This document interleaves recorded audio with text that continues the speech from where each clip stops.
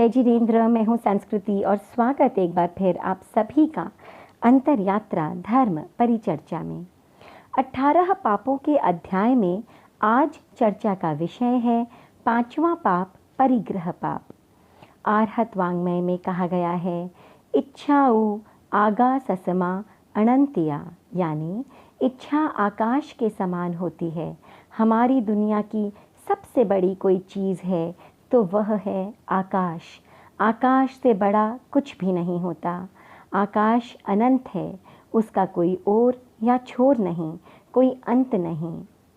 वैसे ही इच्छाओं का कोई अंत नहीं होता, वे बढ़ती जाती हैं और बढ़ती ही चली जाती हैं, अपार अनंत असीम हो जाती हैं।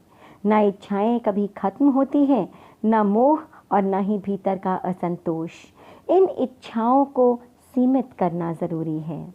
श्रावक के 12 व्रतों में 5वां व्रत है अपरिग्रह अणुव्रत, यानी जो इच्छा असीम है, अनंत है, उसकी सीमा कर लेना, उसे नियंत्रित कर लेना, कंट्रोल कर लेना।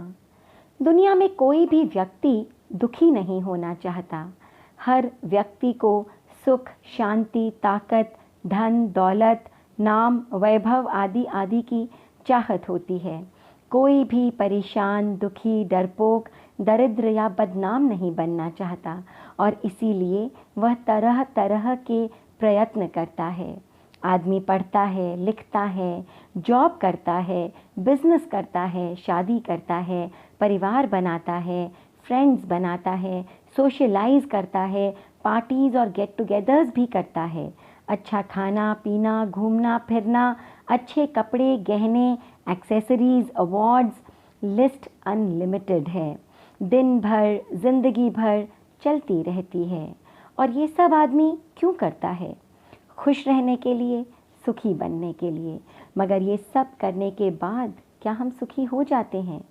ये मुझे मिल जाए, वो मुझे मिल जाए, ये मेरा हो जाए, वो मेरा हो जाए, और मन चाही वस्तु मिल गई तो अब कुछ और मुझे मिल जाए।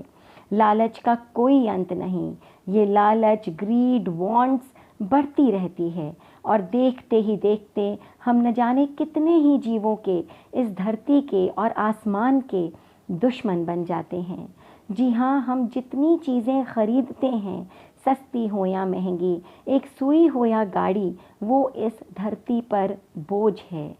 एक ना एक दिन वह वस्तु बेकार हो जाएगी, उसे डिस्पोज ऑफ करना पड़ेगा और अपने अंदर उस कचरे को, हर कचरे को सोखना पड़ता है, दबाना पड़ता है, एब्जॉर्ब करना पड़ता है इस धरती को।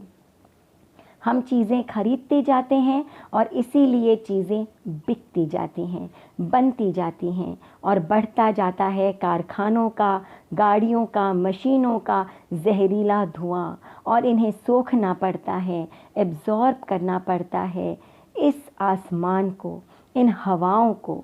लालच और शोबाजी के चलते हम तरह तरह के जूते, सौंदर्य प्रसाधन खरीदते जाते हैं, ब्रांड्स के पीछे पागल हो जाते हैं और इसका खामियाजा भुगतना पड़ता है हमारे देश को और समाज को। एक और जहां एक व्यक्ति लाखों रुपए के सिर्फ एक हैंड बैग खरीद लेता है, वहीं दूसरी ओर एक किसान दिन भर काम करके भी कर्ज के बोझ तले दबा है और आत्महत्या कर लेता है। पैसा घरों में जमा होता रहता है और दूसरी ओर देश की अर्थव्यवस्था, उसकी इकोनॉमी चरमरा जाती है। और ये सब करके क्या हम सुखी हो जाते हैं?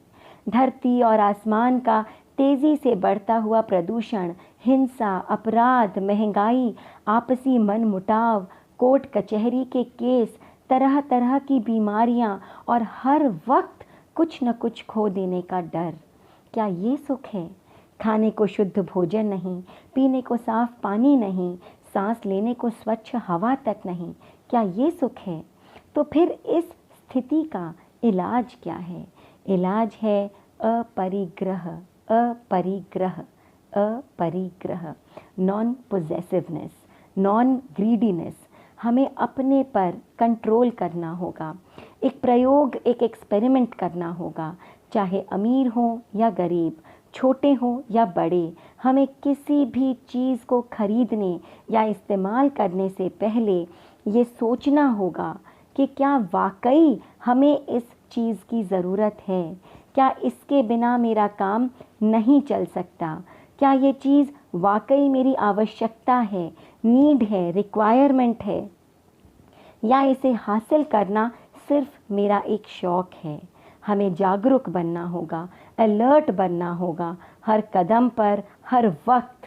शायद कुछ लोग सोचें कि एक मेरे जागरूक होने से इतनी बड़ी दुनिया में क्या फ़र्क पड़ जाएगा, ये दुनिया तो अपने उसी ताम झाम में आगे बढ़ती जा रही है, बस मैं ही पीछे रह जाऊंगा। तो एक बार अपने भीतर झांकिए, देखिए, सोचिए, समझिए कि मैं जागरूक हूँ, मैं अलर्ट हूँ, मैं सही हूँ, मैं अपरिग्रही हूँ। इससे दुनिया को फ़र्क पड़े ना पड़े, मुझे फ़र्क पड़ता है, और यही सबसे ज़रूरी है, क्योंकि यही सुख का कारण है, यही शांति का मार्ग है। सर्वव्यापी सिद्धांत है, जैसे कर्म वैसे फल, जो देंगे वही पाएंगे, जो बोएंगे वही खाएंगे।